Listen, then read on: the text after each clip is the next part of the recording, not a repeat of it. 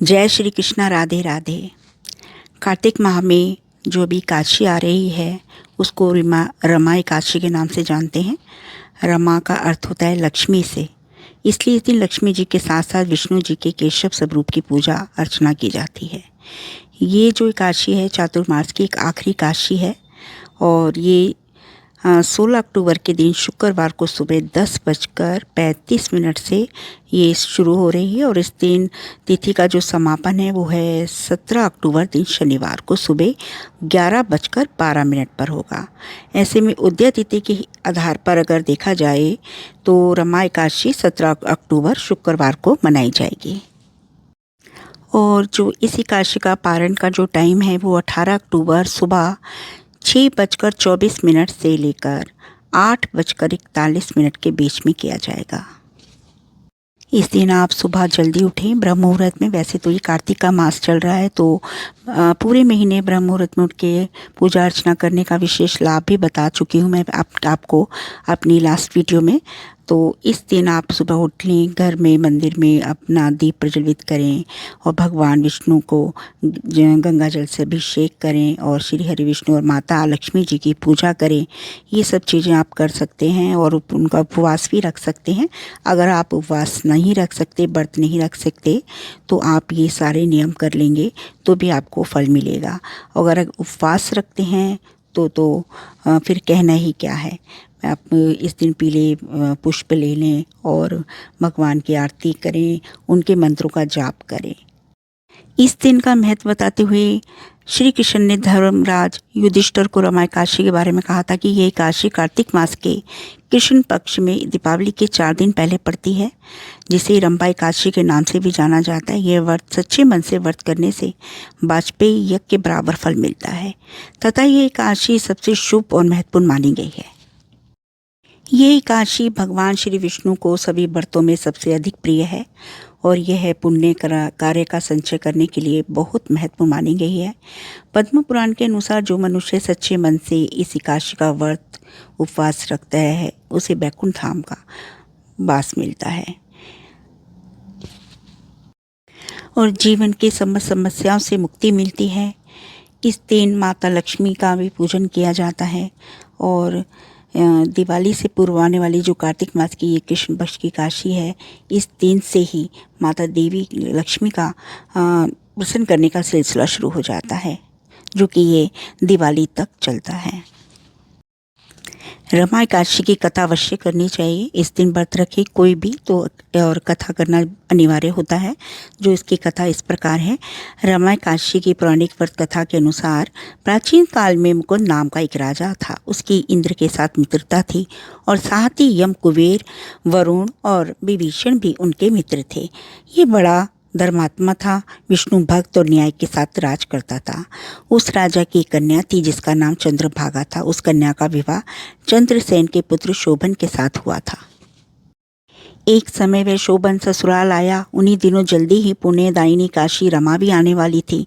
जब व्रत का दिन समीप आ गया और चंद्रभागा के मन में अत्यंत सोच उत्पन्न हुआ कि मेरे पति अत्यंत दुर्बल हैं और मेरे पिता की आज्ञा अति कठोर है।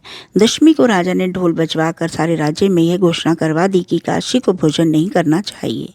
ढोल की घोषणा सुनते ही शोभन को अत्यंत चिंता हुई और अपनी पत्नी से कहा कि हे प्रिय, अब क्या करना चाहिए? मैं किसी प्रकार भी भूख सहन नहीं कर सकूंगा। ऐसा उपाय बताओ कि जिससे मेरे प्राण बच सके, अन्यथा मेरे प्राण अवश्य चले जाएंगे। चंद्रभागा कहने लगी कि हे स्वामी, मेरे पिता के राज्य में काशी के दिन कोई भी भोजन नहीं करता। हाथी, घोड़ा, ऊंट, बिल्ली, गौ आदि भी तृण, अन्न, जल आदि ग्रहण नहीं कर सकते। फिर मनुष्य का तो कहना ही क्या है। यदि आप भोजन करना चाहते हैं तो किसी दूसरे स्थान पर चले जाइए, क्योंकि यदि आप यहीं रहना चाहते हैं तो आपको अवश्य व्रत करना पड़ेगा। ऐसा सुनकर शोभन कहने लगा कि हे प्रिय, मैं अवश्य व्रत करूँगा, जो भाग्य में होगा वह देखा जाएगा। इस प्रकार से विचार कर शोभन ने व्रत रख लिया और भूख और प्यास से अत्यंत पीड़ित होने लगा।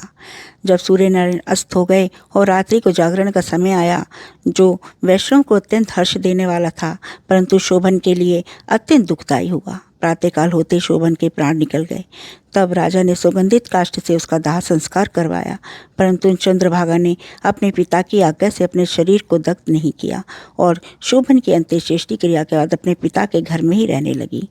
रमा एकादशी के प्रभाव से शोभन को मंदराचल पर्वत पर धन धान्य से युक्त तथा शत्रुओं से रहित एक सुंदर देवपुर प्राप्त हुआ। वे अत्यंत सुंदर रतन और वैदुर्यमणि जटित स्वर्ण के खंभों पर निर्मित अनेक प्रकार के स्फटिक मणियों से सुशोभित भवन में बहुमूल्य वस्त्राभूषणों तथा छत्र व चंबर से विभूषित गंधर्व और अप्सराओं से युक्त सिंहासन पर आरूढ़ ऐसा शोभायमान होता था मानो दूसरा इंद्र विराजमान हो। एक समय मुचुकुंद नगर में रहने वाले एक सोम शर्मा नामक ब्राह्मण तीर्थ यात्रा करता हुआ घूमता घूमता उधर जा निकला और उसने शोभन को पहचान कर कि ये तो राजा का जमाई शोभन है, उसके निकट गया। शोभन भी उसे पहचान कर अपने आसन से उठकर उसके पास आया और प्रणाम आदि करके कुशल प्रश्न किया। ब्राह्मण ने कहा कि राजा मुचुकुंद और अपनी पत्नी कुशल से हैं, नगर में भी सब प्रकार से कुशल है, परंतु हे राजन, हम आश्चर्य हो रहा है। आप अपना वृत्तांत कहिए कि ऐसा सुंदर नगर जो न कभी देखा न सुना आपको कैसे प्राप्त हुआ। तब शोभन बोला कि कार्तिक कृष्ण की रमा एकादशी का व्रत करने से मुझे ये नगर प्राप्त हुआ, परंतु ये अस्थिर है, ये स्थिर हो जाए ऐसा उपाय कीजिए। ब्राह्मण कहने लगा कि हे राजन, यह स्थिर क्यों नहीं है और कैसे स्थिर हो सकता है, आप बताइए, फिर मैं अश्वमेव यह उपाय करूँगा। मेरी इस बात को आप मिथ्या ना समझें। शोभन ने कहा कि मैंने इस व्रत को श्रद्धा रहित होकर किया है, अतः यह सब कुछ अस्थिर है। यदि आप मुचुकुंद की कन्या चंद्रभागा को यह सब वृत्तांत कहे तो यह स्थिर हो सकता है।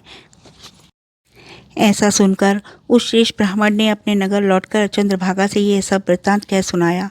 ब्राह्मण के वचन सुनकर चंद्रभागा बड़ी प्रसन्नता से ब्राह्मण से कहने लगी, हे ब्राह्मण, ये सब बातें आपने प्रत्यक्ष देखी या सपन की बातें कर रहे हो?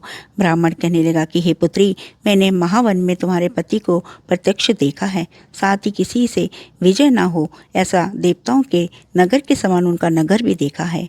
उन्होंने यह भी कहा कि ये स्थिर नहीं है, जिस प्रकार वह स्थिर रह सके सो उपाय करना चाहिए। चंद्रभागा कहने लगी, हे विप्र, तुम मुझे वहाँ ले चलो, मुझे पति देव के दर्शन की तीव्र लालसा है। मैं अपने किए हुए पुण्य से उस नगर को स्थिर बना दूंगी। आप ऐसा कार्य कीजिए जिससे उनका हमारा संयोग हो, क्योंकि वियोगी को मिला देना महान पुण्य है। ब्राह्मण सोम शर्मा ये बात सुनकर चंद्रभागा को लेकर मंदराचल पर्वत के समीप वामदेव ऋषि के आश्रम पर गया। वामदेव जी ने सारी बातें सुनकर वेद मंत्रों के उच्चारण से चंद्रभागा का अभिषेक कर दिया। तब ऋषि के मंत्र के प्रभाव और एकादशी के व्रत से चंद्रभागा का शरीर दिव्य हो गया और वे दिव्य गति को प्राप्त हुई। उसके बाद बड़ी प्रसन्नता के साथ अपने पति के निकट गई। अपनी प्रिय पत्नी को जाते देखकर शोभन अति प्रसन्न हुआ और उसे बुलाकर अपनी बाईं ओर बिठा लिया। चंद्रभागा कहने लगी कि हे प्राणनाथ, आप मेरे पुण्य को ग्रहण कीजिए। अपने पिता के घर जब मैं 8 वर्ष की थी तब से विधि पूर्वक एकादशी के व्रत को श्रद्धा पूर्वक करती आ रही हूँ। इस पुण्य के प्रताप से आपका यह नगर स्थिर हो जाएगा तथा समस्त कर्मों से युक्त होकर प्रलय के अंत तक रहेगा। इस प्रकार चंद्रभागा ने दिव्य आभूषण और वस्त्रों से सुसज्जित होकर अपने पति के साथ आनंद पूर्वक रहने।